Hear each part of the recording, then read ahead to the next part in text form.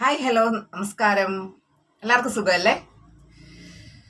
Big Boss Malayalam season 6 finalist ആരൊക്കെ, audition കഴിഞ്ഞോ, ഇങ്ങനെ നിരവധി ക്വസ്റ്റ്യൻസുകൾ വന്നുകൊണ്ടിരിക്കുകയാണ്.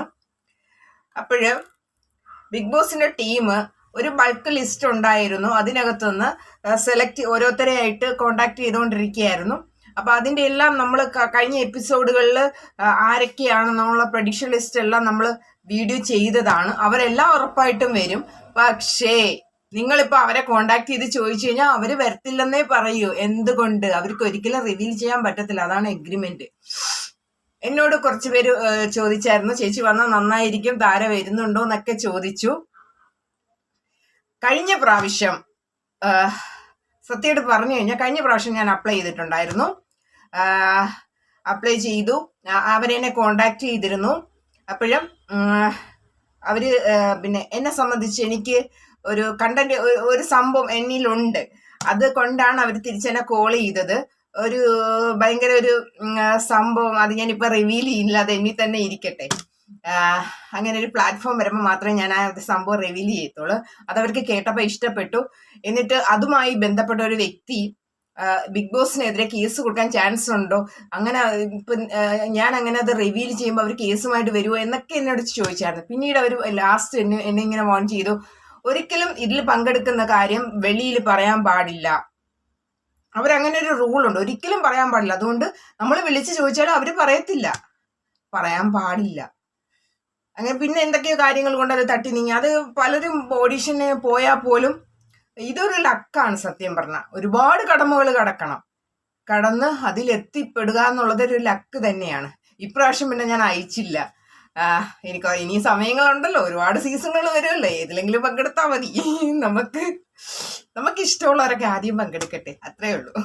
വിട്ടുകൊടുക്കുക. പിന്നെ ഒരുപാട് സന്തോഷം തോന്നി. ഒരുപാട് പേര് വന്ന് ചോദിച്ചപ്പം എന്തേ താര ശ്രമിക്കുന്നില്ലേ, പങ്കെടുക്കുന്നില്ലേ, വിളിച്ചില്ലേ എന്നൊക്കെ ചോദിക്കും. ഒരുപാട് സന്തോഷം. നിങ്ങളുടെ മനസ്സിൽ അത്രയൊക്കെ തോന്നിയില്ല, അത് തന്നെ വലിയ കാര്യമാണ്. നോക്കി ഇരിക്കുമെന്ന്. എന്താണ് കോമൺ പ്രൊമോ വരാത്തത്, എന്തുകൊണ്ടാ വരാത്തത്, ഇവരെന്നാ ഇനിയിപ്പോ ലോഗോ ഒക്കെ ഇറക്കുന്നതെന്ന് ഞാൻ ഇങ്ങനെ വെയിറ്റ് ചെയ്തുകൊണ്ടേ ഇരിക്കുകയായിരുന്നു. അപ്പൊ നമ്മൾ പറഞ്ഞു വന്നത് ബൾക്ക് ലിസ്റ്റിലുള്ള ഓരോരുത്തരെ അവര് ഓഡിഷന് വിളിച്ചുകൊണ്ടിരിക്കുകയാണ്. ഇനിയിപ്പോ ഓഡിഷൻ ക്ലോസ് ആയി, ഇനി ആരെയും വിളിക്കത്തില്ല.